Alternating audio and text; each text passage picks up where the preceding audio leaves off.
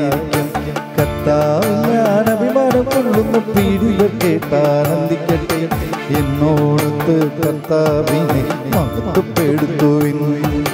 നമുക്കൊരുമിച്ച് അവിടുത്തെ നാമത്തെ സ്തുതിക്കാം. കർത്താവിനെ ഞാൻ എന്നും പുകഴ്ത്തും.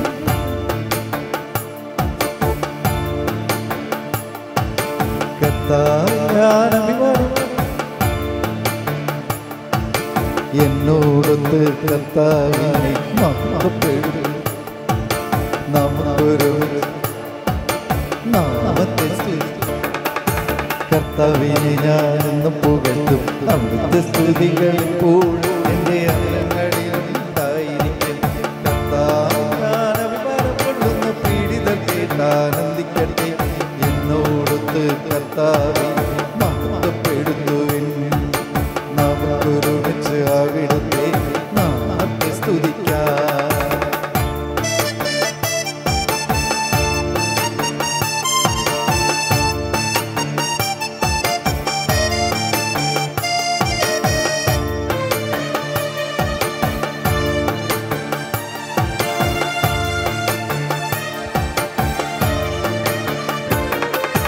ഞാൻ കർത്താവിനെ തേടി അവിടുന്ന് എനിക്ക് ഉത്തരമരുളി. സർവഭയങ്ങളിലും നിന്ന് അവിടുന്ന് എന്നെ മോചിപ്പിച്ചു. ഞാൻ കർത്താവിനെ തേടി അവിടുന്ന് എനിക്ക് ഉത്തരമരുളി. സർവഭയങ്ങളിലും നിന്ന് അവിടുന്ന് എന്നെ മോചിപ്പിച്ചു. ഞാൻ കർത്താവിനെ തേടി അവിടുന്ന് എനിക്ക് ഉത്തരമരുളി. സർവഭയങ്ങളിലും നിന്ന് അവിടുന്ന് എന്നെ മോചിപ്പിച്ചു. ഞാൻ കർത്താവിനെ തേടി അവിടുന്ന് എനിക്ക് ഉത്തരമരുളി. സർവഭയങ്ങളിലും നിന്ന് അവിടുന്ന് എന്നെ മോചിപ്പിച്ചു. അവിടുത്തെ നോക്കിയവർ പ്രകാശിതരായി അവർ ലജ്ജിതരാവുകയില്ല. അവിടുത്തെ നോക്കിയവർ പ്രകാശിതരായി അവർ ലജ്ജിതരാവുകയില്ല. അവിടുത്തെ നോക്കിയവർ പ്രകാശിതരായി അവർ ലജ്ജിതരാവുകയില്ല. അവിടുത്തെ നോക്കിയവർ പ്രകാശിതരായി അവർ ലജ്ജിതരാവുകയില്ല. ഈ എളിയവൻ നിലവിളിച്ചു, കർത്താവ് കേട്ടു. എല്ലാ കഷ്ടതകളിലും നിന്നവരെ രക്ഷിക്കുകയും ചെയ്തു. ഈ എളിയവൻ നിലവിളിച്ചു, കർത്താവ് കേട്ടു. എല്ലാ കഷ്ടതകളിലും നിന്നവനെ രക്ഷിക്കുകയും ചെയ്തു. കർത്താവിൻ്റെ ദൂതൻ ദൈവഭക്തരുടെ ചുറ്റും പാളയമടിച്ച് അവരെ രക്ഷിക്കുന്നു. കർത്താവ് എത്ര നല്ലവനെന്ന് രുചിച്ചറിയുവിൻ. അവിടുത്തെ ആശ്രയിക്കുന്നവൻ ഭാഗ്യവാൻ.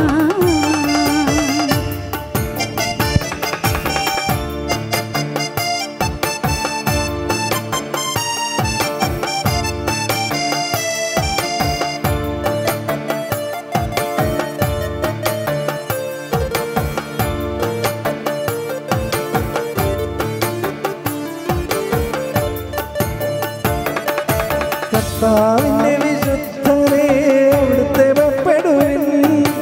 അവിടുത്തെ ഭയപ്പെടുന്നവർ ഒന്നിനും കുറവുണ്ടാവുകയില്ല. കർത്താവിന്റെ വിശുദ്ധരെ അവിടുത്തെ ഭയപ്പെടുവിൻ. അവിടുത്തെ ഭയപ്പെടുന്നവർക്കൊന്നിനും കുറവുണ്ടാവുകയില്ല. കർത്താവിന്റെ വിശുദ്ധരെ അവിടുത്തെ ഭയപ്പെടുവിൻ. അവിടുത്തെ ഭയപ്പെടുന്നവർ ഒന്നിനും കുറവുണ്ടാവുകയില്ല. കർത്താവിന്റെ വിശുദ്ധരെ അവിടുത്തെ ഭയപ്പെടുവിൻ. അവിടുത്തെ ഭയപ്പെടുന്നവർക്കൊന്നിനും കുറവുണ്ടാവുകയില്ല. സിംഹക്കുട്ടികൾ ഇരകിട്ടാതെ വിശന്നു വരഞ്ഞേക്കാം. കർത്താവിനെ അന്വേഷിക്കുന്നവർക്കൊന്നിനും കുറവുണ്ടാവുകയില്ല. സിംഹക്കുട്ടികൾ ഇരകിട്ടാതെ വിശന്നു വലഞ്ഞേക്കാം. കർത്താവിനെ അന്വേഷിക്കുന്നവർക്കൊന്നിനും കുറവുണ്ടാവുകയില്ല. സിംഹക്കുട്ടികൾ ഇരകിട്ടാതെ വിശന്നു വരഞ്ഞേക്കാം. കർത്താവിനെ അന്വേഷിക്കുന്നവർക്കൊന്നിനും കുറവുണ്ടാവുകയില്ല. സിംഹക്കുട്ടികൾ ഇരകിട്ടാതെ വിശന്നു വലഞ്ഞേക്കാം. കർത്താവിനെ അന്വേഷിക്കുന്നവർക്കൊന്നിനും കുറവുണ്ടാവുകയില്ല. കർത്താവിന്റെ വിശുദ്ധരെ അവിടുത്തെ ഭയപ്പെടുവിൻ. അവിടുത്തെ ഭയപ്പെടുന്നവർക്കൊന്നിനും കുറവുണ്ടാവുകയില്ല. കർത്താവിന്റെ വിശുദ്ധരെ അവിടുത്തെ ഭയപ്പെടുവിൻ. അവിടുത്തെ ഭയപ്പെടുന്നവർക്കൊന്നിനും കുറവുണ്ടാവുകയില്ല. സിംഹക്കുട്ടികൾ ഇരകിട്ടാതെ വിശന്നു വലഞ്ഞേക്കാം.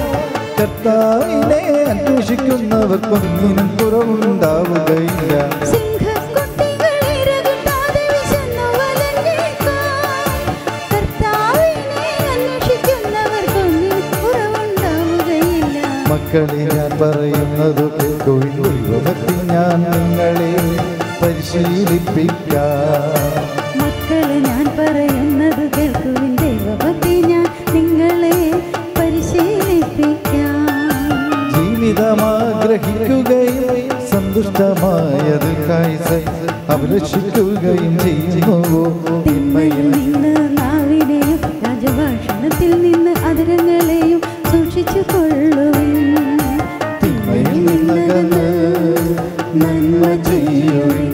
സമാധാനം അന്വേഷിച്ച് അതിനെ പിന്തുടരുവിൻ. കർത്താവ് നീതിമാന്മാരെ കടാക്ഷിക്കുന്നു. അവിടുന്ന് അവരുടെ വിലാപം ശ്രവിക്കുന്നു. ദുഷ്കർമ്മികളുടെ ഓർമ്മ ഭൂമി ഇന്നും ചരിക്കാം. കർത്താവ് അവർക്കെതിരെ മുഖം തിരിക്കുന്നു. നീതിമാന്മാർ സഹായത്തിനു നിലവിളിക്കുമ്പോൾ കർത്താവ് കേൾക്കുന്നു. അവരെ സകലവിധ കഷ്ടതകളിലും നിന്ന് രക്ഷിക്കുന്നു.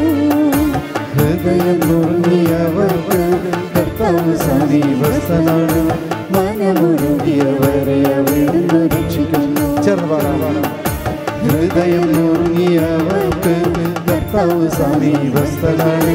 മനമുരുകിയവരെ അവിടുന്ന് രക്ഷിക്കുന്നു. ഹൃദയം നുറുങ്ങിയവർക്ക് കർത്താവ് സമീപസ്ഥനാണ്. മനമുരുകിയവരെ അവിടുന്ന് രക്ഷിക്കുന്നു. നീതിമാന്റെ ക്ലേശങ്ങൾ അസംഖ്യമാണ്. അവയിൽ നിന്നെല്ലാം കർത്താവ് അവരെ മോചിപ്പിക്കുന്നു. അവന്റെ അസ്ഥികളെ കർത്താവ് കാത്തു സൂക്ഷിക്കുന്നു. അവയിലൊന്നുപോലും തകർക്കപ്പെടുകയില്ല. അവയിലൊന്നുപോലും തകർക്കപ്പെടുകയില്ല. തിന്മ ദുഷ്ടരെ സംഹരിക്കും. നീതിമാന്മാരെ ദ്വേഷിക്കുന്നവർക്ക് ശിക്ഷാവിധിയുണ്ടാകും. കർത്താവ് തന്റെ ദാസരുടെ ജീവനെ രക്ഷിക്കുന്നു. അവിടുത്തെ ശരണം പ്രാപിക്കുന്നവർ ശിക്ഷയ്ക്ക് വിധിക്കപ്പെടുകയില്ല. കർത്താവിനെ ഞാനെന്നും പുകഴ്ത്തും. അവിടുത്തെ സ്തുതികൾ എപ്പോഴും എൻ്റെ അധരങ്ങളിലുണ്ടായിരിക്കും.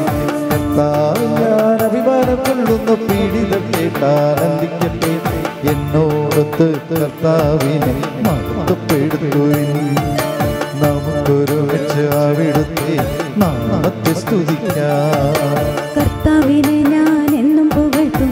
അവിടുത്തെ സ്തുതികൾ എപ്പോഴും എൻ്റെ അധരങ്ങളിലുണ്ടായിരിക്കും. കർത്താവിൽ ഞാൻ അഭിമാനം കൊള്ളുന്നു. പീഡിതർ കേട്ടാനന്ദിക്കട്ടെ.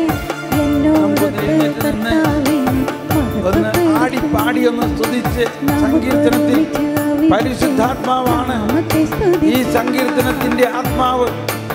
ഈ സങ്കീർത്തനങ്ങളെല്ലാം പരിശുദ്ധാത്മാവ് നമ്മുടെ ഹൃദയത്തിൽ ദൈവനീതിയുടെയും ദൈവരാജ്യത്തിൻ്റെയും രഹസ്യം തുറക്കട്ടെ.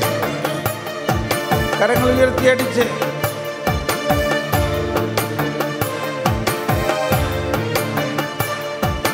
നമുക്കൊരുമിച്ച് അവിടുത്തെ നാമത്തെ സ്തുതിക്കാം. നമുക്കൊരുമിച്ച് അവിടുത്തെ നാമത്തെ സ്തുതിക്കാം. നമുക്കൊരുമിച്ച് അവിടുത്തെ നാമത്തെ സ്തുതിക്കാം.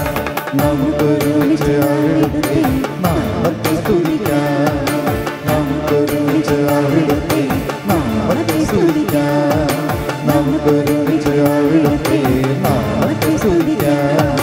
നമുക്കൊരുമിച്ച് അവിടുത്തെ നാമത്തെ സ്തുതിക്കാം. നമുക്കൊരുമിച്ച് അവിടുത്തെ നാമത്തെ സ്തുതിക്കാം.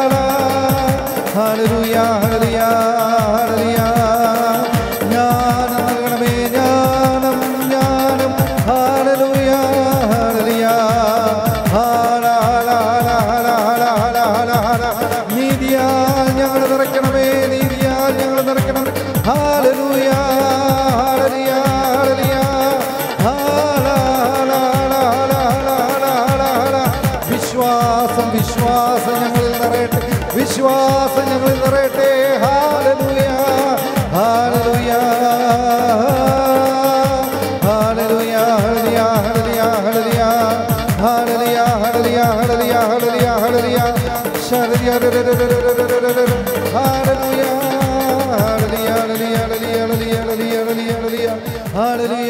ഹല്ലേലൂയ ഹല്ലേലൂയ ഹല്ലേലൂയ നമ്മുടെ കൂടെ ബലവാനാം കർത്താവെന്നേക്കും രാജാവാം ദൈവം ആരാണ് നമ്മുടെ നമ്മോടൊത്തെന്നും യാക്കോബിൻ ദൈവം നമ്മുടെ തുണയെന്നും. ആരാണ് നമ്മുടെ കൂടെ ഉള്ളത്? രാജാവാം ദൈവം നമ്മോടൊത്തെന്നും യാക്കോബിൻ ദൈവം നമ്മുടെ തുണയെന്നും. Praise the lord. നമുക്കിരിക്കാം.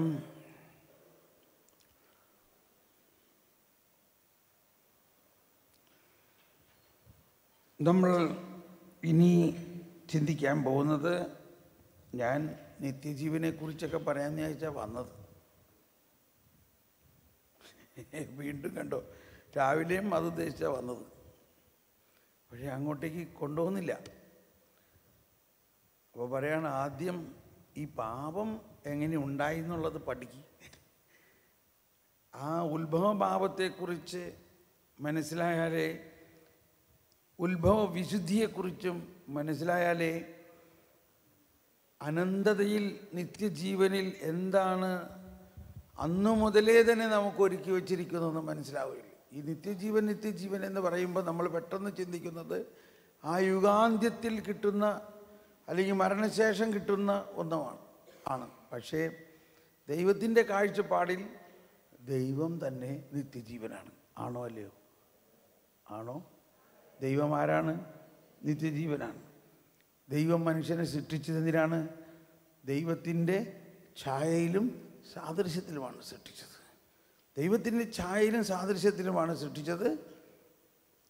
ഈ അന്ത്യവിധി സമയത്ത് പറയുന്നൊരു കാര്യമുണ്ട്. പിതാവ് വിധി രാജാവ് പറയുകയാണ്, എൻ്റെ പിതാവിനാൽ അനുഗ്രഹിക്കപ്പെട്ടവരെ വരുവിൻ, വരുവിൻ. ലോകസ്ഥാപനത്തിന് മുമ്പ് മുതൽ നിങ്ങൾക്ക് വേണ്ടി സജ്ജമാക്കിയിരിക്കുന്ന രാജ്യം അവകാശപ്പെടുവിൻ. അതെല്ലാവരും പറഞ്ഞ് എവിടെയാണ്? ഒരു മിനിറ്റ്. മത്തായി 25:34. എന്റെ പിതാവിനാൽ അനുഗ്രഹിക്കപ്പെട്ടവരെ വരുവിൻ, ലോകസ്ഥാപനം മുതൽ നിങ്ങൾക്കായി സജ്ജമാക്കിയിരിക്കുന്ന രാജ്യം അവകാശപ്പെടുത്തുവിൻ. അപ്പോൾ നമ്മളെപ്പോഴും മനസ്സിലാക്കേണ്ട ഒരു കാര്യം, ഇപ്പം നമ്മൾ ഇന്നലെയൊക്കെ മനസ്സിലാക്കി, അബ്രാഹത്തിന് ആ നക്ഷത്രം കാണിച്ചു കൊടുത്തപ്പോഴാണ് നമ്മളെ ആദ്യം കണ്ടിരുന്നത്, ഇല്ലേ? പക്ഷെ ഇപ്പം മനസ്സിലാക്കേണ്ടത് എന്താണ്? അബ്രാഹത്തിന് നക്ഷത്രം കാണിച്ചു കൊടുത്തപ്പോഴല്ല നമ്മളുണ്ടായത്. നമ്മളെപ്പോഴാണ് ഉണ്ടാക്കിയിരിക്കുന്നത്? ലോകസ്ഥാപനത്തിന് മുമ്പ് മുതൽ ഇങ്ങനെ ഒരു തോമസ് പോളിനെ ദൈവം കണ്ടിട്ടുണ്ടോ? ഇങ്ങനെ ഒരു വട്ടായി അച്ഛനെ, ഇങ്ങനെ ഒരു ഫ്രാൻസിസിനെ, ഇങ്ങനെ ഒരു ഏലിയാമ്മേനെ, ഇങ്ങനെ ഒരു കന്യാസ്ത്രീനെ ദൈവം കണ്ടിട്ടുണ്ടോ? ഇതൊക്കെയാണ് നമ്മൾ കുർബാനയിൽ ഇപ്പം നിങ്ങളുടെ വിചാരങ്ങൾ ഉന്നതത്തിലേക്ക് ഉയരട്ടെ. നമ്മുടെ വിചാരങ്ങൾ ഇപ്പോഴും മണ്ണുമായിട്ട് ഇങ്ങനെ മല്ലടിച്ച് കിടക്കുകയാണ്.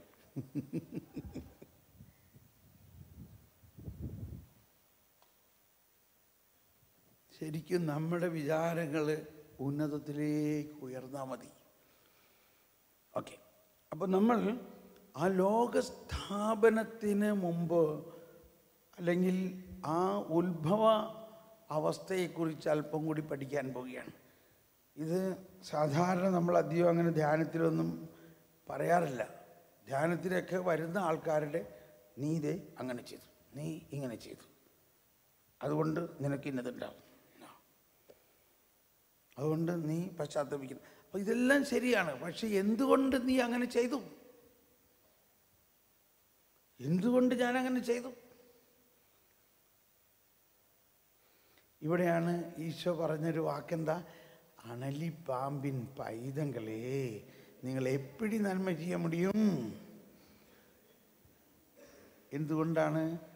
അണലിപ്പാമ്പിൻ്റെ കുഞ്ഞിൻ്റെ ഉള്ളിലുള്ള വിഷം എങ്ങനെയാണ് ഉണ്ടായത്? ആ പാമ്പും കുഞ്ഞിൻ്റെ കുറ്റമാണോ? ഇത് ശരിക്കും മനസ്സിലാക്കണം. പാമ്പും കുഞ്ഞിൻ്റെ കുറ്റമാണോ ആ കുഞ്ഞിൻ്റെ അകത്ത് വിഷം വന്നത്? അല്ല. ഇങ്ങനെ ഒരു സെറ്റിംഗ് ഉണ്ടായി. അതിന് കാരണം ഉത്ഭവ പാപമാണ്. അണലിപ്പാമ്പിൻ കുഞ്ഞുങ്ങളെ, പൈതങ്ങളെ നിങ്ങൾ എപ്പിടി നന്മ ചെയ്യാൻ മുടിയും. അണലിപ്പാമ്പിൻ കുഞ്ഞുങ്ങളുടെ ഉള്ളിൽ ഉള്ള വിഷം എടുത്ത് മാറ്റാനാണ് കർത്താവ് ഈശോ മിശിഹാ വന്നിരിക്കുന്നത്. കർത്താവ് ഈശോ മിശിഹാ ആ വിഷം എടുത്ത് മാറ്റിയാൽ പിന്നെ ഈ പാമ്പിൻ്റെ അകത്ത് വിഷം ഉണ്ടാവോ? പിന്നെ ആ പാമ്പിനെയും കഴുത്തിൽ ചുറ്റി നമുക്ക് നടക്കാം, ഒന്നുകൊണ്ടും ഭയപ്പെടേണ്ട, ഇല്ലേ? അങ്ങനത്തെ ഒരു സംവിധാനമാണിത്. പാമ്പും കുഞ്ഞിൽ വിഷം വന്നത്, അഥവാ മനുഷ്യവംശം മുഴുവനിലും വിഷം വന്നത്, മനുഷ്യവംശം മുഴുവനും പാപം ചെയ്തത് ഉത്ഭവ പാപം മൂലമാണ്. നമുക്ക് കാറ്റഗിസത്തിൽ നോക്കിയിട്ട് ഈ മനുഷ്യൻ്റെ പതനവും ഈ ഉത്ഭവ പാപവും ആ ഉത്ഭവ പാപത്തിൻ്റെ സംക്രമണവും ആ ഉത്ഭവ പാപത്തിൻ്റെ സംക്രമണത്തെ എങ്ങനെ നമ്മൾ കാണണം എന്നുള്ളത് അല്പം പഠിക്കാൻ പോവുകയാണ്. ഇതിത്തിരി വീണ്ടും വളരെ ബോറടിക്കുന്ന ഒരു സബ്ജക്റ്റാണത്. കാറ്റഗിസം തുറക്കുമ്പോഴേക്കും ഓരോരുത്തരും ഉറങ്ങാൻ തുടങ്ങാണ്. അതുകൊണ്ടാണ് ഞാനിത്. പക്ഷേ ഈ വക കാര്യങ്ങൾ നമ്മുടെ മനുഷ്യബുദ്ധിയിൽ രൂപം കൊള്ളുന്ന ഒരു പ്രബോധനം ഒരിക്കലും അല്ല. നമുക്ക് അറിയാനേ പാടില്ലതൊന്നും. അതുകൊണ്ട് സഭയുടെ 2000 വർഷത്തെ പ്രബോധന ആ നിധിയാണിത്. 2000 വർഷത്തെ ഇത് പരിശുദ്ധാത്മാവിലൂടെ കർത്താവ് ഈശോ മിശിഹാ തന്നെ, അല്ലെങ്കിൽ നേരിട്ട് ഈശോ മിശിഹാ അപ്പസ്തോലന്മാരോടും അന്ന് ജീവിച്ചിരുന്ന ആദിമസഭയിലെ ആളുകൾക്കെല്ലാം വെളിപ്പെടുത്തി കൊടുത്തതാണ്. അതാണ് വിശുദ്ധ പാരമ്പര്യം എന്ന് പറയുന്നത്. ഞാൻ പൂർണ്ണമായിട്ട് വിശ്വസിക്കുന്നു. ആ വിശുദ്ധ പാരമ്പര്യത്തിൽ ആ പ്രബോധനത്തിൽ നമ്മൾ വിശ്വസിച്ചാലേ വിശ്വസിക്കണം. അപ്പോൾ അതിനാണ് നമ്മൾ കാറ്റഗിസത്തിൽ പഠിക്കണമെന്ന് പറയുന്നത്. ഇപ്പോൾ ആദ്യത്തെ ഞാനൊന്ന് വായിക്കുകയാണ്. 385 ഖണ്ഡിക, നമ്പർ എഴുതിക്കോളൂ. പതനം, മനുഷ്യൻ്റെ പതനത്തെക്കുറിച്ചാണ് 385 ഖണ്ഡിക. ഞാൻ വായിക്കാം. ദൈവം അനന്ത നന്മയാണ്, അവിടുത്തെ എല്ലാ പ്രവൃത്തികളും നല്ലവയാണ്. എങ്കിലും വേദനയുടെയോ പ്രകൃതിയിലെ തിന്മകളുടെയോ അനുഭവത്തിൽ നിന്ന് ആർക്കും രക്ഷപ്പെടാനാവില്ല. ഇവ പ്രകൃത്യ സൃഷ്ടികൾക്കുള്ള പരിമിതികളുമായി ബന്ധപ്പെട്ടവയായി തോന്നുന്നു. ആർക്കും രക്ഷപ്പെടാനാവില്ല, പ്രത്യേകിച്ച് ധാർമ്മിക തിന്മ എന്ന പ്രശ്നത്തിൽ നിന്നും. എവിടെ നിന്നാണ് തിന്മ വരുന്നത്? തിന്മ എവിടെ നിന്ന് വരുന്നുവെന്ന് ഞാൻ അന്വേഷിച്ചു, ഒരു ഉത്തരവും എനിക്ക് കിട്ടിയില്ല എന്ന് വിശുദ്ധ അഗസ്തീനോസ് പ്രസ്താവിക്കുന്നു. തിന്മ എവിടെ നിന്ന് വരുന്നു എന്ന് ഞാൻ അന്വേഷിച്ചു, ഒരു ഉത്തരവും എനിക്ക് കിട്ടിയില്ല എന്ന് വിശുദ്ധ അഗസ്തീനോസ് പ്രസ്താവിക്കുന്നു. അഗസ്തീനോസ് തൻ്റെ വേദനാജനകമായ ദൈവാന്വേഷണത്തിന് ഉത്തരം ലഭിച്ചത് അദ്ദേഹം ജീവിക്കുന്ന ദൈവത്തിലേക്ക് തിരിഞ്ഞപ്പോഴാണ്. തിന്മയുടെ രഹസ്യം അനാവൃതമാകുന്നത് ഭക്തിയുടെ രഹസ്യത്തിൻ്റെ വെളിച്ചത്തിൽ മാത്രമാണ്. Price the Lord. ഇത് വേണമെങ്കിൽ ഒന്ന് എഴുതി വെച്ചോ. തിന്മയുടെ രഹസ്യം അനാവൃതമാകുന്നത് ഭക്തിയുടെ രഹസ്യത്തിൻ്റെ വെളിച്ചത്തിൽ മാത്രമാണ്. ഇതും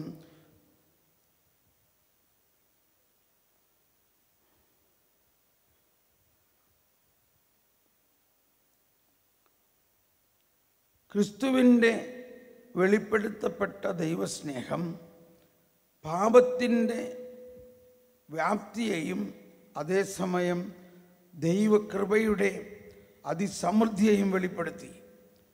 ക്രിസ്തുവിലൂടെ വെളിപ്പെടുത്തപ്പെട്ട ദൈവസ്നേഹം പാപത്തിൻ്റെ വ്യാപ്തിയെയും അതേസമയം ദൈവകൃപയുടെ അതിസമൃദ്ധിയെയും വെളിപ്പെടുത്തി. അവിടുന്ന് മാത്രമാണ് തിന്മയുടെ മേൽ വിജയം നേടിയവൻ. അതിനാൽ അവിടുന്നിൽ നമ്മുടെ വിശ്വാസദൃഷ്ടികൾ ഉറപ്പിച്ച് കൊണ്ടായിരിക്കണം തിന്മയുടെ ഉൽപ്പത്തിയെപ്പറ്റിയുള്ള പ്രശ്നത്തെ സമീപിക്കുന്നത്. അവിടുന്ന് മാത്രമാണ് തിന്മയുടെ മേൽ വിജയം നേടിയവൻ. അതിനാൽ എല്ലാവരും ഏറ്റു പറഞ്ഞുകൊണ്ട്, അവിടുന്ന് മാത്രമാണ് തിന്മയുടെ മേൽ വിജയം നേടിയവൻ. അതിനാൽ അവിടുന്നിൽ നമ്മുടെ വിശ്വാസദൃഷ്ടികൾ ഉറപ്പിച്ചുകൊണ്ടായിരിക്കണം തിന്മയുടെ ഉത്പത്തിയെപ്പറ്റിയുള്ള പ്രശ്നത്തെ സമീപിക്കാൻ. അപ്പോൾ നമ്മളെപ്പോഴും തിന്മയെ പർവ്വതീകരിച്ച് കാണുമ്പോൾ ഈ ആശയത്തിൽ നിന്ന് പിന്നോട്ട് പോവുകയാണ്. തിന്മ ദൃശ്യമായിട്ട് കാണുന്നതാണ്, എന്നാൽ ആ മനുഷ്യനിലുള്ള നന്മയോ ആ മനുഷ്യനിലുള്ള ദൈവത്തെയോ നമ്മൾ കാണുന്നുണ്ടോ? അത് വിശ്വാസത്തിലൂടെയാണ്. പാപം എന്ന യാഥാർത്ഥ്യം, മനുഷ്യ ചരിത്രത്തിൽ പാപത്തിൻ്റെ സാന്നിധ്യം ഉണ്ട്. അതിനെ അവഗണിക്കുവാനോ ഇരുണ്ട യാഥാർത്ഥ്യത്തിന് മറ്റു പേരുകൾ നൽകുവാനോ ഉള്ള ശ്രമം വിഫലമാണ്. പാപം എന്താണെന്ന് ഗ്രഹിക്കുവാനുള്ള ശ്രമത്തിൽ ആദ്യമായി മനുഷ്യന് ദൈവത്തോടുള്ള ഗാഢബന്ധം അംഗീകരിക്കണം. ഈ ബന്ധത്തിലല്ലാതെ പാപമെന്ന തിന്മയുടെ മറ മാറ്റി അതിൻ്റെ യഥാർത്ഥ രൂപം ദർശിക്കുന്നതിന് നമുക്ക് സാധിക്കുകയില്ല. ദൈവനിഷേധവും അവിടത്തോടുള്ള എതിർപ്പുമാണ് മനുഷ്യൻ്റെ ജീവിതത്തിലും ചരിത്രത്തിലും ഒരു ദുർവഹ ഭാരമായി എന്നും വർത്തിക്കുന്ന പാപത്തിൻ്റെ യഥാർത്ഥ സ്വഭാവം. ദൈവത്തോടുള്ള ഗാഢബന്ധം അംഗീകരിക്കണം. എന്നതിന് ശേഷമാണ് പാപത്തെക്കുറിച്ച് നമുക്ക് മനസ്സിലാവുള്ളൂ. ദൈവം തന്നെയാണ് പാപത്തെ നമുക്ക് വെളിപ്പെടുത്തി തരുന്നത്. ദൈവത്തെ അറിയാതെ പാപത്തെ അറിയില്ല. ഇപ്പം നമ്മൾ ആദ്യ ധ്യാനങ്ങളിൽ, പ്രാരംഭ ധ്യാനത്തിൽ വന്നു, ആദ്യം പരിശുദ്ധാത്മാവിൻ്റെ പാട്ട് പാടിയപ്പോൾ തന്നെ നമുക്ക് മനസ്സിലായി, എടാ നമ്മൾ വലിയ തെറ്റുകളാണ് ചെയ്തേക്കണമെന്ന്, ഇല്ലേ? അത് കഴിഞ്ഞ് വീണ്ടും ഇങ്ങനെ ദൈവത്തെക്കുറിച്ച് അറിയാൻ തുടങ്ങിയപ്പോൾ നമുക്ക് മനസ്സിലായി നമ്മളിൽ ഉള്ള പാപത്തെക്കുറിച്ച് കൂടുതൽ മനസ്സിലാകാൻ തുടങ്ങി. അപ്പോൾ ദൈവമാണ് വിളക്ക്. ഉദാഹരണത്തിന് ഒരു മുറി ഇങ്ങനെ അടഞ്ഞു കിടക്കുകയാണ് കുറേ നാളായിട്ട്. നമ്മുടെ വീട്ടിൽ ഒരു ഗോഡൗൺ മാതിരിയാണ് ഉദ്ദേശിച്ചോ. നമുക്ക് എന്തോ ഒരു സംഭവം അന്വേഷിച്ച് തന്നപ്പോൾ അത് അവിടെ കാണുമെന്ന് വിചാരിച്ചു. ആ കതക് തുറന്നപ്പോൾ കൂരിരുട്ട്, ഒന്നും കാണാനില്ല. എടാ ആ ടോർച്ചും കൊണ്ടുവന്നടാ. ആ ടോർച്ച് കൊണ്ടുവന്നു. ആ ടോർച്ച് അടിച്ച് നോക്കിയപ്പോഴെന്താണ്, ആ ടോർച്ച് അടിച്ച് നോക്കുമ്പോൾ ആദ്യം കണ്ടത് കുറേ ചെലന്തി വലയാണ്, അല്ലേ? അതിനുശേഷം കാണുന്നത് ഈ ടോർച്ചിൻ്റെ പ്രകാശരശ്മികൾ അതിങ്ങനെ ഒരു ബീമാരി അങ്ങോട്ട് പോകുമ്പോൾ ആ പ്രകാശരശ്മികൾ ഉള്ളിടത്തെല്ലാം ഒരുപാട് പൊടിപടലങ്ങൾ കണ്ടോ ഇല്ലയോ? ഇത് ഈ ടോർച്ച് അടിച്ചപ്പോഴല്ലേ കാണാൻ പറ്റുള്ളൂ. അങ്ങനെ നോക്കുമ്പോൾ അതേ എടാ അവിടെ ഒരു മൂർഖം പാമ്പ് കിടക്കണം. ഇത് ടോർച്ച് അടിച്ചപ്പോഴല്ലേ കണ്ടുള്ളൂ. അവിടെ വേറെ പല സംഭവങ്ങളും എന്ന പോലെ അടഞ്ഞു കിടക്കുന്ന ആ പാപാവസ്ഥയിലേക്ക്, ആ പാപാവസ്ഥയെ നമുക്ക് മനസ്സിലാകണമെങ്കിൽ ദൈവത്തിൻ്റെ പ്രകാശമാകുന്ന പരിശുദ്ധാത്മാവാകുന്ന ഈ ടോർച്ച് അടിക്കണം.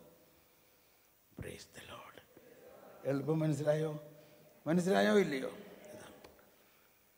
നമ്മുടെ യാമപ്രാർത്ഥനകൾ, ഇംഗ്ലീഷിലുള്ള യാമപ്രാർത്ഥനകളിൽ ലൗഡസിൽ പറയുന്നുണ്ട്, O holy spirit, you are the light of my heart, enlighten me, show me my inside and show me what are the sins in me.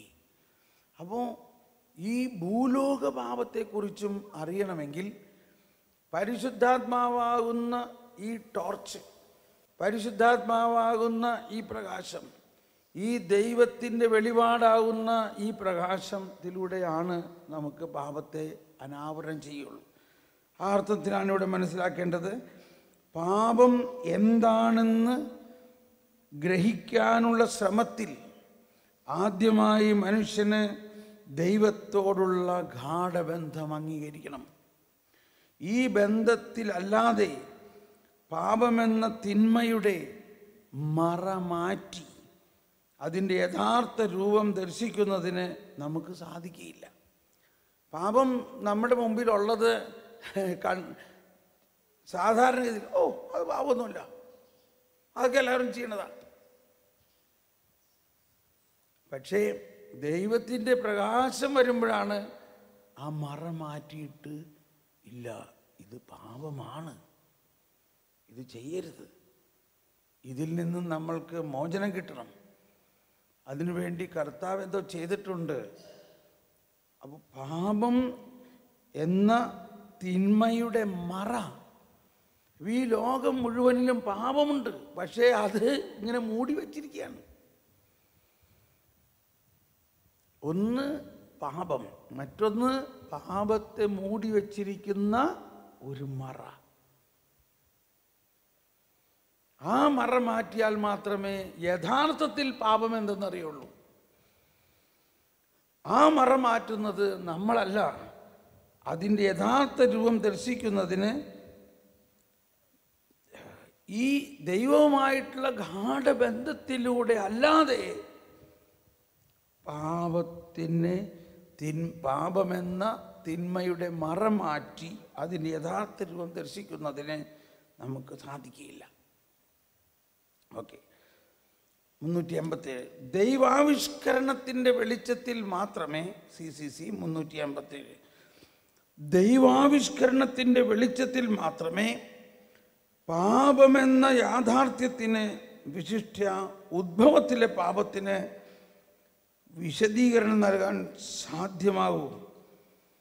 ദൈവത്തെക്കുറിച്ച് വെളിപാട് നൽകുന്ന അറിവ് കൂടാതെ പാപത്തിൻ്റെ യഥാർത്ഥ സ്വഭാവം ഗ്രഹിക്കുന്നതിന് നമുക്ക് സാധിക്കില്ല.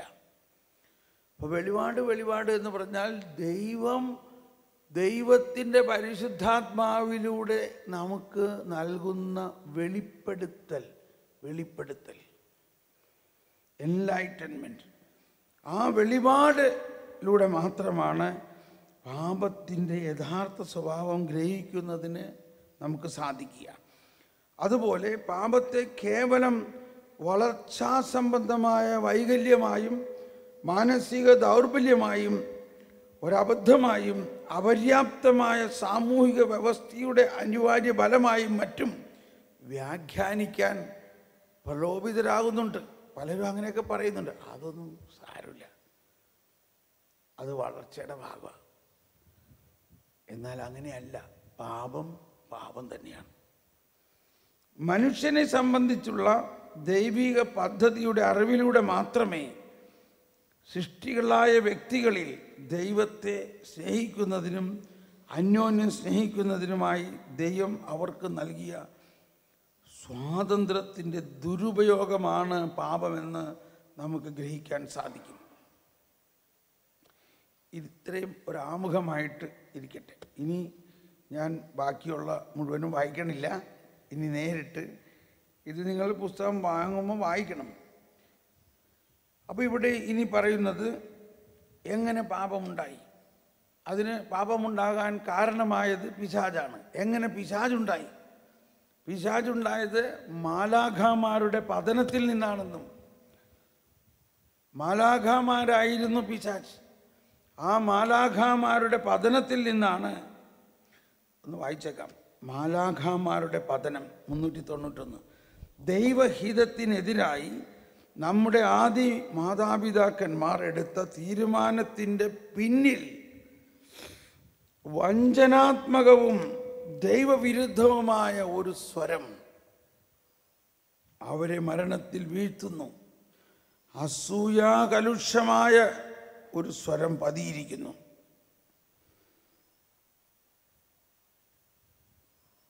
വിശുദ്ധ ലിഖിതവും സഭാ പാരമ്പര്യവും ഈ സ്വരത്തിന് ഹേതുവായി യഥാർത്ഥത്തിൽ നിബദിച്ച മാലാഖയെ തിരിച്ചറിയുന്നു. സാത്താൻ, പിശാച് എന്നീ പേരുകളിൽ അവൻ അറിയപ്പെടുന്നു. യോഹന്നാൻ 8:44. യോഹന്നാൻ 8:44 എന്ന് വായിച്ചേ. യോഹന്നാൻ 8:44 പറയുന്നത് എന്താ? അവൻ നുണയനും നിങ്ങൾ നിങ്ങളുടെ പിതാവായ പിശാചിൽ നിന്നുള്ളവരാണ്. നിങ്ങളുടെ പിതാവിൻ്റെ ഇഷ്ടമനുസരിച്ച് പ്രവർത്തിക്കാൻ നിങ്ങൾ ആഗ്രഹിക്കുന്നു. അവനാകട്ടെ ആദ്യം മുതൽ കൊലപാതകിയാണ്. അവൻ ഒരിക്കലും സത്യത്തിൽ നിലനിന്നിട്ടില്ല. എന്തെന്നാൽ അവനിൽ സത്യമില്ല. കള്ളം പറയുമ്പോൾ സ്വന്തം സ്വഭാവമനുസരിച്ച് തന്നെയാണ് അവൻ സംസാരിക്കുന്നത്. കാരണം അവൻ നുണയനും നുണയുടെ പിതാവുമാണ്. മനസ്സിലായോ? അവനിൽ നിന്ന് നുണ മാത്രമേ വരുള്ളൂ. നുണ മാത്രമേ വരുള്ളൂ. അവൻ നുണയനും നുണയുടെ പിതാവുമാണ്. ഇത് പറയുമ്പോൾ ഇത്തിരി വിശദമായി പോകാൻ. ഞാൻ ആദ്യമൊക്കെ ഇങ്ങനെ ശുശ്രൂഷ നടത്തിയിരുന്നപ്പോൾ ഈ ഒരുപാട് അക്രൈസ്തവർക്കുള്ള ശുശ്രൂഷ നടത്തി. അപ്പോൾ അങ്ങനെ സ്തുതിപ്പിക്കുമ്പോഴേക്കും ആരെങ്കിലും ഒരു പെണ്ണോ ആണോ ഇങ്ങനെ ഭയങ്കര ആടിപ്പാടി പാമ്പിൻ്റെ മാതിരിയൊക്കെ ആടി വരും. ഉടനെ ഞാൻ അതിനെ ബന്ധിച്ച് പ്രാർത്ഥിക്കും. അപ്പോഴേക്കും അത് ഭയങ്കര ഒച്ചയിൽ കാറും. അപ്പോൾ ഞാൻ ചോദിക്കും, നീ ആരാണ്? അപ്പോൾ കുറേ വാക്കുകളൊക്കെ പറയും. ഞാൻ അങ്ങനെയാണ്, ഇങ്ങനെയാണ്, ഞാൻ ഇന്ന ആളാണ്, ഇന്ന ആളുടെ അകത്തായിരുന്നു എന്നൊക്കെ. എന്നിട്ട് ഞാൻ അത് വിശ്വസിച്ച് അതനുസരിച്ച് അങ്ങോട്ട് പ്രാർത്ഥിക്കാൻ തുടങ്ങും. അപ്പോഴൊരു ദിവസം പറയാണ്, പിശാചാണ് അത് പറയണത്. നമ്മൾ പിശാച് സംസാരിക്കണു, അവനെ ബന്ധിക്കുമോ? പക്ഷേ പിശാച് എന്താ സംസാരിക്കുള്ളൂ? പിശാച് സംസാരിക്കുമ്പോൾ വരുന്നതെല്ലാം എന്താ? നുണയാണ്.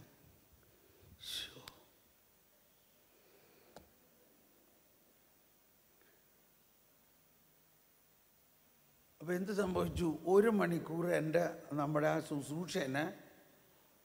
ശുശ്രൂഷേനെ വേറെ ഡയറക്ഷനിൽ മാറ്റിമറിച്ചു. അല്ലാണ്ട് വേറൊരു പ്രയോജനം ഉണ്ടായില്ല. പിന്നെ എനിക്ക് മനസ്സിലായി, ഈ പിശാച് സംസാരിക്കുന്നത് കേൾക്കുക പോലും ചെയ്യരുത്. പിശാചാണ് സംസാരിക്കണേന്ന് നമുക്ക് തോന്നിയാൽ അത് നുണയാണ്. അതിൻ്റെ ആശയം എടുത്തുകൊണ്ടല്ല. നമ്മൾ പരിശുദ്ധാത്മാവിനോട് സംസാരിക്കണം. പരിശുദ്ധാത്മാവിനോട് സംസാരിക്കണം. പിശാചിൻ്റെ പ്രവൃത്തികൾ നമ്മുടെ ഇടയിലുണ്ട്. ആരാണ് പിശാച്? തോറ്റ പാർട്ടിയാണെന്ന് മനസ്സിലാക്കണം. ഇന്നത്തെ അവസ്ഥയിൽ പിശാചിനെയും അവൻ്റെ പ്രവർത്തനത്തിനെയും യേശു പരാജയപ്പെടുത്തി കഴിഞ്ഞുവോ? കഴിഞ്ഞു. എന്നിരുന്നാലും ഈ ഓപ്പോസിഷൻ പാർട്ടി നമ്മുടെ ഇടയിലൊക്കെ നടക്കുന്നുണ്ട്. അവനോട് പോകാൻ പറഞ്ഞാൽ പോയിക്കോളും. ഈ വിശ്വാസം വന്നേ പിന്നെ ഈ പിശാച് എന്നോട് സംസാരിച്ചിട്ടില്ല. പിന്നെ അവന് മനസ്സിലായി, ഇയാളോട് പറഞ്ഞിട്ട് കാര്യമില്ല. ഇയാൾക്കറിയാം എൻ്റെ കാര്യം, ഞാൻ നുണയനാണെന്ന് ഇയാൾക്കറിയാം. അപ്പോൾ ഇനി എന്തെങ്കിലും അങ്ങനെയുള്ള ഈ തോറ്റ പിശാചി നമ്മുടെ അടുത്ത് വന്ന് വല്ലതും പറയാൻ അല്ലെങ്കിൽ വേറെ ആളുകളിൽ പ്രവർത്തിക്കുന്നുണ്ടെങ്കിൽ അതാദ്യം പരിശുദ്ധാത്മാവ് കാണിച്ചു തരും. ഞാൻ അങ്ങനെ ഒരു സംഭവം പറഞ്ഞോട്ടെ കേട്ടോ. ഒരിക്കലും ഇങ്ങനെ നിങ്ങളുടെ ശുശ്രൂഷയ്ക്ക് സഹായകമായിട്ടാണ് പരിശുദ്ധാത്മാവ് ആണ് പിശാചിനെ കുറിച്ച് നമുക്ക് വെളിപ്പെടുത്തി തരുന്നത്. പിശാചല്ല നമ്മളോട് പിശാചിനെ കുറിച്ച് വെളിപ്പെടുത്തി തരുന്നത്. പിശാച് നമ്മളോട് എന്തെങ്കിലും വെളിപ്പെടുത്തി തന്നാൽ അതല്ല നോക്കേണ്ടത്. പരിശുദ്ധാത്മാവേ നീ എന്താ പറയണേ നോക്കണം.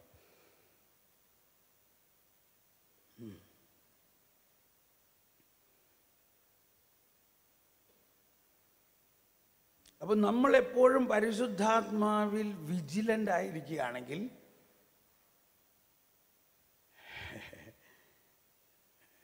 ഇതിപ്പോൾ ആരെയും വിമർശിക്കാമെന്ന് വിചാരിക്കരുത് കേട്ടോ. നിങ്ങൾ ശുശ്രൂഷകരാണ്, എന്നാൽ നിങ്ങൾ ആരെയും എനിക്കറിയില്ല. ഞാനിവിടെ പുതിയ ആളാണ്. നിങ്ങളൊക്കെ എന്നെ അറിയുമായിരിക്കും, ഒരുപാട് പേര് നമ്മൾ. പക്ഷേ നിങ്ങൾ എന്ത് ശുശ്രൂഷ നടത്തുന്നോ ഒന്നും എനിക്കറിയില്ല. ഞാൻ നിങ്ങൾ ആരെയും വിമർശിക്കുന്നില്ല, വിമർശിക്കാൻ പാടില്ല, നമ്മൾ വിമർശിക്കരുത്. നമ്മൾ ആദ്യം തന്നെ പറഞ്ഞ വചനം എന്താണ്? ശുശ്രൂഷകളിൽ വൈവിധ്യമുണ്ടെങ്കിലും ആത്മാവ് ഒന്ന് തന്നെ. ദാനങ്ങളിൽ വൈവിധ്യമുണ്ടെങ്കിലും കർത്താവ് ഒന്ന് തന്നെ. പ്രവൃത്തികളിൽ വൈവിധ്യമുണ്ടെങ്കിലും ദൈവം ഒന്ന് തന്നെ. അപ്പോൾ ഓരോരുത്തർക്കും വ്യത്യസ്തമായ ശുശ്രൂഷകൾ കൊടുക്കുന്നത് പരിശുദ്ധാത്മാവിൻ്റെയും യേശുവിൻ്റെയും പിതാവിൻ്റെയും പ്രവൃത്തിയാണ്. ഒരിക്കൽ കൂടി നമുക്കതൊന്നങ്ങ് സ്വീകരിച്ചേ. കർത്താവേ, ഞങ്ങളെല്ലാ ശുശ്രൂഷകളെയും സ്നേഹിക്കുന്നു. കർത്താവേ, ആരുടെയെങ്കിലും ശുശ്രൂഷകളെ നമ്മൾ ഒരു പരിസയ മനോഭാവത്തെ കണ്ടിട്ടുണ്ടെങ്കിൽ ഇപ്പോൾ ഞങ്ങൾ അതിന് ക്ഷമ ചോദിക്കുന്നു. എല്ലാ ശുശ്രൂഷകളെയും ഞങ്ങൾ സ്വീകരിക്കുന്നു. പരിശുദ്ധാത്മാവാണ് എല്ലാവരെയും ശുശ്രൂഷകരാക്കുന്നത്. ആത്മീയ ദാനങ്ങൾ പരിശുദ്ധാത്മാവാണ് നൽകുന്നത്. നമുക്കറിയില്ല ഓരോരുത്തരിൽ എന്തൊക്കെ ദാനങ്ങളാണ്, എന്തെല്ലാം പ്രവർത്തനം. അപ്പോൾ അങ്ങനെ പ്രൈസ് ദി ലോർഡ്. തൽക്കാലം അതവിടെ നിൽക്കട്ടെ, നമ്മൾ ഇതിൽ പോകാം, അല്ലെങ്കിൽ വീണ്ടും ട്രാക്ക് മാറും കേട്ടോ. ഓക്കെ, മാലാഖമാരുടെ പതനത്തെയാണ് നമ്മളിപ്പോൾ മനസ്സിലാക്കിയത്. അവൻ ആദ്യം ദൈവസൃഷ്ടിയായ ഒരു നല്ല മാലാഖയായിരുന്നുവെന്നാണ് സഭാപ്രബോധനം. പിശാചും മറ്റു ദുർബോധങ്ങളും പ്രകൃത്യ നല്ലവരായി ദൈവത്താൽ സൃഷ്ടിക്കപ്പെട്ടവരായിരുന്നു, എങ്കിലും അവർ സ്വയം ദുഷ്ടരായിത്തീരുന്നു. ഈ മാലാഖമാരുടെ പാപത്തെക്കുറിച്ച് വിശുദ്ധ ലിഖിതം പ്രസ്താവിക്കുന്നുണ്ട്. 269. ഓക്കെ, മൗലികമായും തിരിച്ചെടുക്കാനാവാത്ത വിധത്തിലും ദൈവത്തെയും അവിടുത്തെ ഭരണത്തെയും നിരാകരിച്ച് സൃഷ്ടികളായ അരൂപികളുടെ സ്വതന്ത്രമായ തീരുമാനപ്പെടലിനാണ് മാലാഖമാരുടെ പതനം. സൃഷ്ടികളായ അരൂപികളുടെ സ്വതന്ത്രമായ തിരഞ്ഞെടുപ്പിലാണ് മാലാഖമാരുടെ പതനമടങ്ങിയിരിക്കുന്നത്. നമ്മുടെ ആദിമാതാപിതാക്കന്മാരോട് പ്രലോഭകൻ പറഞ്ഞ വാക്കുകൾ, ആ നിഷേധത്തിൻ്റെ അലയടി നാം കേൾക്കാം. നിങ്ങൾ ദൈവത്തെ പോലെ ആയിത്തീരും. പിശാച് ആദ്യം മുതലേ പാപം ചെയ്യുന്നു. അവൻ നുണയനും നുണയുടെ പിതാവുമാണ്. ദൈവത്തിൻ്റെ അനന്ത കാരുണ്യത്തിൻ്റെ കുറവല്ല, പ്രത്യുത മാലാഖമാരുടെ തീരുമാനത്തിൻ്റെ തിരുത്താനാകാത്ത സ്വഭാവമാണ് അവരുടെ പാപത്തെ അക്ഷന്തവ്യമാക്കുന്നത്. ഇപ്പം നമ്മൾ ചിലപ്പോൾ വിചാരിക്കുന്നത് നമ്മൾ കരുണയ്ക്ക് വേണ്ടി അങ്ങ് പ്രാർത്ഥിച്ച് ഈ പിശാചിനെ മാനസാന്തരപ്പെടുത്താമെന്ന്. അത് നടക്കില്ല. മനസ്സിലാവുന്നുണ്ടോ? ഈ പിശാചിനെ കർത്താവ് കരുണയില്ലേ, ദൈവത്തിന് അസാധ്യമായിട്ടൊന്നുമില്ല.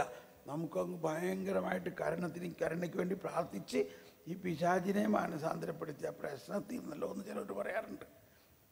അതാണ് മരണശേഷം മനുഷ്യർക്ക് മനസ്താപം സാധ്യമല്ലാത്തതുപോലെ മാലാഖമാർക്ക് അവരുടെ പതനശേഷം മനസ്താപം സാധ്യമല്ല. Price the Lord. 393. അപ്പോൾ മാലാഖമാർക്ക് മനസ്താപം സാധ്യമല്ല പതനശേഷം.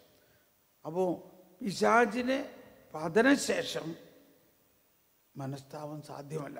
കാരണം അവർ ദൈവത്തിൻ്റെ അനന്തകാരുണ്യത്തിൻ്റെ കുറവല്ല പ്രത്യേകത, മാലാഖമാരുടെ തീരുമാനത്തിൻ്റെ തിരുത്താനാവാത്ത സ്വഭാവമാണ് അവരുടെ പാപത്തെ അസംഭവ്യമാക്കുന്നത്. ആരംഭം മുതലേ കൊലപാതകി എന്ന് യേശു വിശേഷിപ്പിക്കുന്നവൻ്റെ ആപത്കരമായ സ്വാധീനത്തെക്കുറിച്ച് വിശുദ്ധ ഗ്രന്ഥം സാക്ഷി നൽകുന്നു. പിതാവിൽ നിന്ന് യേശു സ്വീകരിച്ച ദൗത്യത്തിൻ്റെ നിർവഹണത്തിൽ നിന്ന് അവിടുത്തെ വ്യതിചലിപ്പിക്കാൻ ശ്രമിക്കുക പോലും ചെയ്തവരാണ് അവൻ. ദൈവപുത്രൻ്റെ ആഗമനോദ്ദേശം തന്നെ പിശാചിൻ്റെ പ്രവർത്തനത്തെ നശിപ്പിക്കുന്നതിനായിരുന്നു. Praise the lord. 1 Yohannan 3:8. 1 Yohannan 3:8. പാപം ചെയ്യുന്നവൻ പിശാചിൽ നിന്നുള്ളവനാണ്. എന്തെന്നാൽ പിശാച് ആദ്യം മുതലേ പാപം ചെയ്യുന്നവനാണ്. പിശാചിന്റെ പ്രവൃത്തികളെ നശിപ്പിക്കുന്നതിന് വേണ്ടിയാണ് ദൈവപുത്രൻ പ്രത്യക്ഷനായത്. എന്നിട്ട് അത് ചെയ്തോ? ദൈവപുത്രൻ അത് ചെയ്തോ? ദൈവപുത്രൻ പിശാചിന്റെ പ്രവൃത്തിയെ നശിപ്പിച്ചുവോ? അപ്പൊ ഇതാണ് നമ്മൾ പെട്ടെന്ന് മറന്നു പോണത്. ദൈവപുത്രൻ അത് ചെയ്തു കഴിഞ്ഞിരിക്കുന്നു.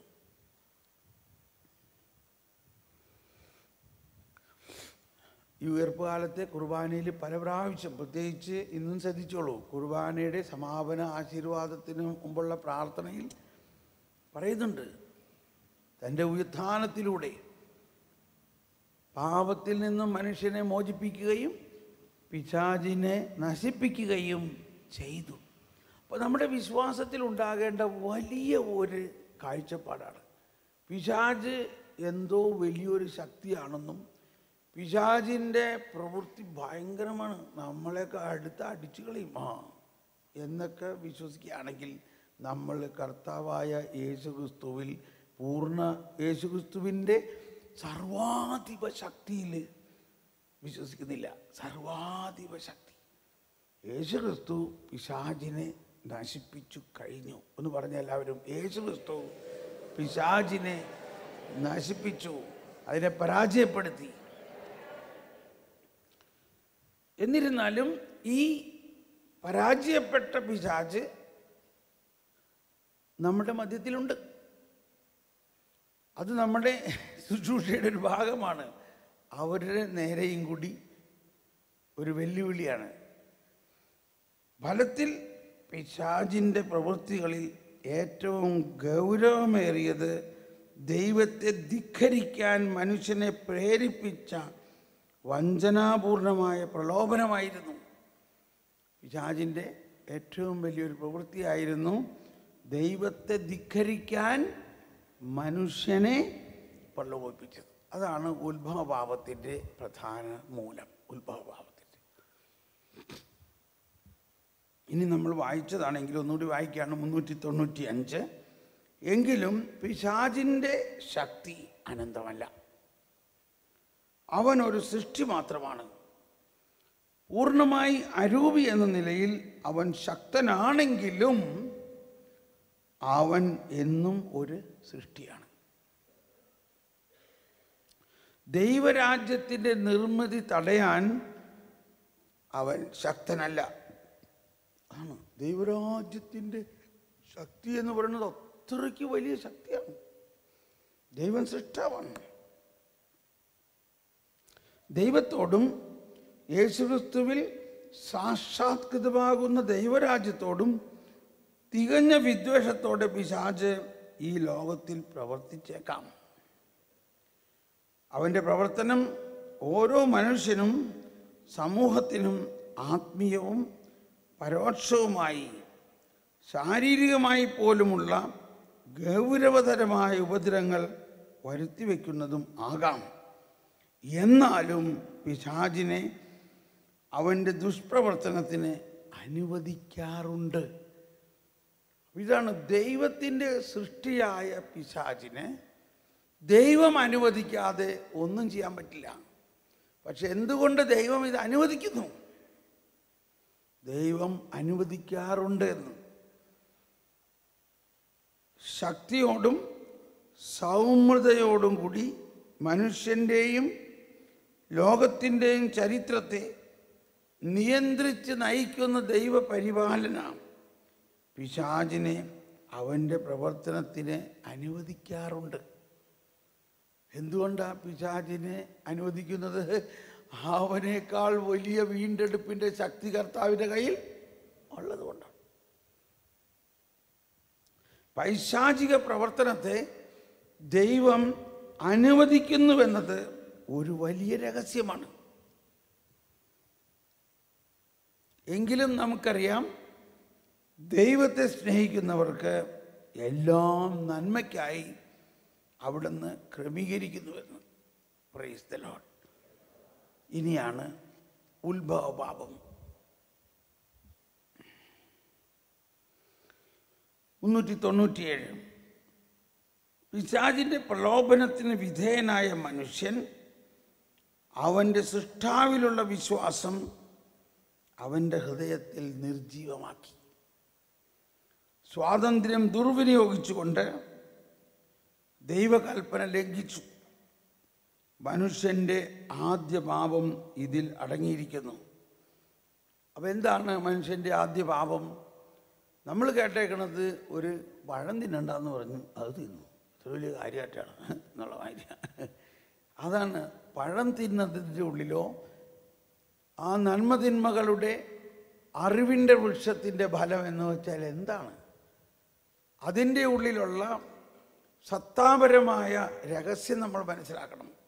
എന്താണത്? പിശാചിൻ്റെ പ്രലോഭനത്തിന് വിധേയനായ മനുഷ്യൻ അവൻ്റെ സൃഷ്ടാവിലുള്ള വിശ്വാസം അവൻ്റെ ഹൃദയത്തിൽ നിർജീവമാക്കി. സ്വാതന്ത്ര്യം ദുർവിനിയോഗിച്ചുകൊണ്ട് ദൈവകൽപ്പന ലംഘിച്ചു. മനുഷ്യൻ്റെ ആദ്യ പാപം ഇതിലടങ്ങിയിരിക്കുന്നു. തുടർന്നുള്ള എല്ലാ പാപങ്ങളും ദൈവത്തോടുള്ള വിധേയത്വരാഹിത്യവും അവിടുത്തെ നന്മയിലുള്ള വിശ്വാസരാഹിത്യവുമാണ്. അതെല്ലാം ഇതിൽ നിന്നാണ് ഉത്ഭവിക്കുന്നത്. 398. ആദ്യ പാപത്തിൽ മനുഷ്യൻ തനിക്ക് തന്നെ ദൈവത്തെക്കാൾ പ്രാധാന്യം നൽകുകയും ദൈവത്തെ നിന്ദിക്കുകയും ചെയ്തു. ദൈവത്തിനെതിരായി, ശ്രദ്ധിക്കണം, ദൈവത്തിനെതിരായി ദൈവത്തെക്കാൾ ശ്രേഷ്ഠനായി അവൻ സ്വയം തിരഞ്ഞെടുത്തു. സൃഷ്ടി എന്ന നിലയിൽ തനിക്ക് നിരക്കാത്തതും തദ്വാര തൻ്റെ തന്നെ നന്മയ്ക്കെതിരായും അവൻ ചെയ്തു. വിശുദ്ധിയുടെ അവസ്ഥയിൽ അവരോധിക്കപ്പെട്ട മനുഷ്യൻ ദൈവമഹത്വത്തിൽ പൂർണ്ണമായി ദൈവീകനാക്കപ്പെടാൻ യോജിക്കപ്പെട്ടിരുന്നു.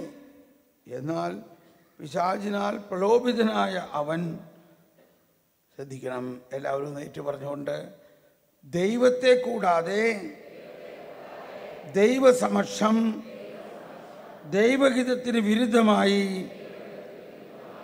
ദൈവത്തെ പോലെ ആകാൻ ആഗ്രഹിച്ചു.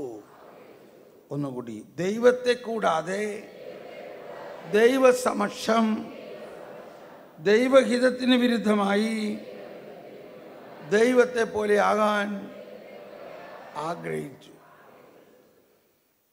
മനസ്സിലായോ? പിശാച് പറയാണ്, നീ ഇത് തിന്നാണെങ്കിൽ ദൈവത്തെ പോലെ ആകും. നല്ല കാര്യമല്ല. എന്തോ ഒരു അജ്ഞതയാണ്. ഇതാണ് ഞാൻ ജ്ഞാനത്തിൻ്റെ വേറൊരു പോയിന്റ് പറയണം. എന്തോ ഒരു വിഡ്ഢിത്തരമാണ് ചെയ്തതില്ലേ? ദൈവത്തെ കൂടാതെ ദൈവസമക്ഷം. കാരണം ഈ ചെയ്യുന്ന സമയത്ത് ദൈവം അവിടെ ഉണ്ടായിരുന്നോ ഇല്ലയോ? ഇത് പിശാചിൻ്റെ വീട്ടിലൊന്നുമല്ലല്ലോ ചെയ്തത്. ദൈവത്തോടൊപ്പം ആയിരിക്കുന്ന സമയത്ത് തന്നെയാണ് ഇത് ചെയ്യണത്. ദൈവം നോക്കി നിൽക്കുകയാണ്. ദൈവത്തിന് അപ്പം അവൻ്റെ കോളർ പിടിച്ച് മാറ്റാൻ, നീ ചെയ്യരുത്, ഞാൻ പറഞ്ഞിട്ട് മാറണം.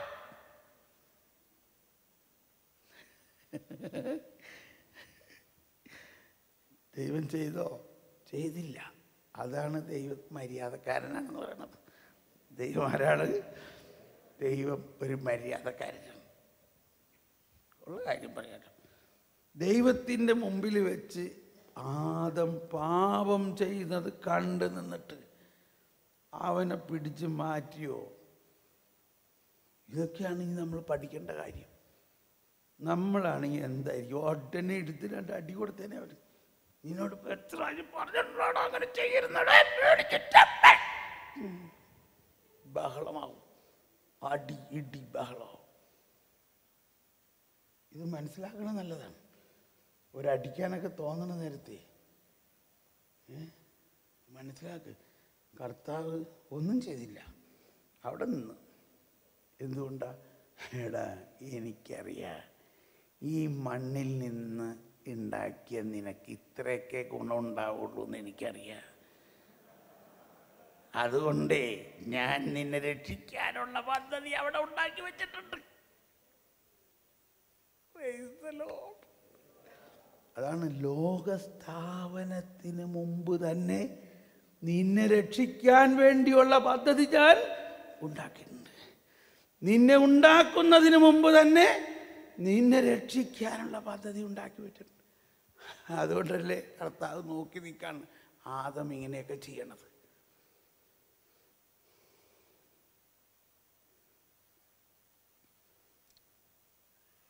ദൈവത്തിൻ്റെ അനന്തജ്ഞാനമാണ് മനുഷ്യൻ ഇങ്ങനെ തിന്മ ചെയ്യുമെന്ന് ദൈവത്തിന് അറിയാമായിരുന്നു. അതുകൊണ്ട് അതിൽ നിന്ന് അവനെ രക്ഷിക്കാൻ ദൈവം പദ്ധതി ചെയ്തിട്ടുണ്ടായിരുന്നു. അപ്പം എന്താണ് അവൻ ചെയ്തത്? ദൈവത്തെ കൂടാതെ ദൈവസമക്ഷം ദൈവഹിതത്തിന് വിരുദ്ധമായി ദൈവത്തെ പോലെ ആക്കാൻ പിശാചിന്റെ സഹായത്തോടെ. നീ ഇത് തിന്നാണെങ്കിൽ നീ ദൈവത്തെ പോലെയാകും. ഞാനത് ചിലപ്പോൾ ഇത്ര വിഡ്ഢിയായി പോയ ഈ മനുഷ്യൻ എന്നല്ലേ നമുക്ക് തോന്നുന്നത്. എന്തോ ഒരു വിഡ്ഢിത്തരമാണ്. അല്ലെങ്കിൽ ഈ പിശാചുവത് അങ്ങനെ പറഞ്ഞപ്പോൾ, ഒരു മിനിറ്റ് ഞാനൊന്ന് കർത്താവിനോട് ചോദിച്ചു നോക്കട്ടെ, ഒന്ന് ഫോൺ ചെയ്തിട്ടുണ്ടായിരുന്നെങ്കിൽ കർത്താവിനോടൊന്ന് അല്ലെങ്കിൽ അവിടെ അജ്ഞത എന്താണ്, നുണ എന്താണ്? നീ ദൈവത്തെ പോലെ ആകുമെന്നതിൽ നുണ എന്താ? അവൻ ദൈവത്തെ പോലെ ആയിരുന്നു. ഇന്നും നമ്മളുടെ അവസ്ഥ എന്താ? നമ്മൾ ഈ വീണ്ടെടുപ്പിലൂടെ ഈശോ മിശിഹ നമ്മൾക്ക് പൂർണ്ണമായിട്ട് നമ്മളെ തന്നു. നമ്മൾ ദൈവത്തെ പോലെ ഉള്ളവരാണെങ്കിലും ഇപ്പോഴും നമുക്ക് മനസ്സിലാവുന്നില്ല നമ്മൾ ദൈവത്തെ പോലെയാണെന്നില്ലേ. ഇപ്പോൾ ഞാൻ പറഞ്ഞില്ലേ, എനിക്ക് 40 വയസ്സായപ്പോഴാണ് എല്ലാ ദിവസവും പള്ളിയിൽ പോയിരുന്ന ഞാൻ, എല്ലാ ദിവസവും വിശുദ്ധ കുർബാന സ്വീകരിച്ചിരുന്ന ഞാൻ 40 വയസ്സ് കഴിഞ്ഞപ്പോഴാണ് മനസ്സിലായത്, ഈ ദൈവം അങ്ങ് ആകാശത്തിൻ്റെ മുകളിലൊന്നുമല്ല, എൻ്റെ ഉള്ളിൽ തന്നെയാണെന്നും എൻ്റെ ഉള്ളിൽ തന്നെ പരിശുദ്ധാത്മാവ് ഉണ്ടെന്നും പരിശുദ്ധാത്മാവ് ഒരു വ്യക്തിയാണെന്നല്ല. അപ്പോൾ ഈ ഉത്ഭവപാപത്തിൻ്റെ ഞാൻ പറയണത് വേറൊരു കാര്യമുണ്ട് കേട്ടോ. ഉത്ഭവപാപത്തിൻ്റെ പ്രധാന കാരണം അല്ലെങ്കിൽ ആ ഒരവസ്ഥ അവർക്ക് അവരെ തന്നെ അറിയില്ലായിരുന്നു. അവർ ദൈവത്തെ പോലെ ആയിരുന്നുവെങ്കിലും, ഇപ്പം ഈ ചിലർ പറയാറില്ലേ, ആനയ്ക്ക് ആനയുടെ വലിപ്പം അറിഞ്ഞൂടാ, അതുകൊണ്ടാണ് ഈ പെൻസിൽ പോലെയുള്ള പാപ്പാൻ പറയണ നേരത്ത് പേടിച്ച് ചെയ്യണത്. ഈ പെൻസിൽ പോലെയുള്ള പാപ്പാൻ നടക്കടാ എന്ന് പറയുമ്പോൾ നടന്നോളാം എന്ന് പറഞ്ഞ് വേഗം നടക്കണം. ആനയുടെ സൈസ് ആനയ്ക്ക് എന്തെങ്കിലും അറിഞ്ഞിരുന്നെങ്കിലോ എന്ന പോലെയാണ് ഈ ആദത്തിനും ഹവ്വയ്ക്കും അവർ ദൈവത്തെ പോലെ ആയിരുന്നു എന്ന്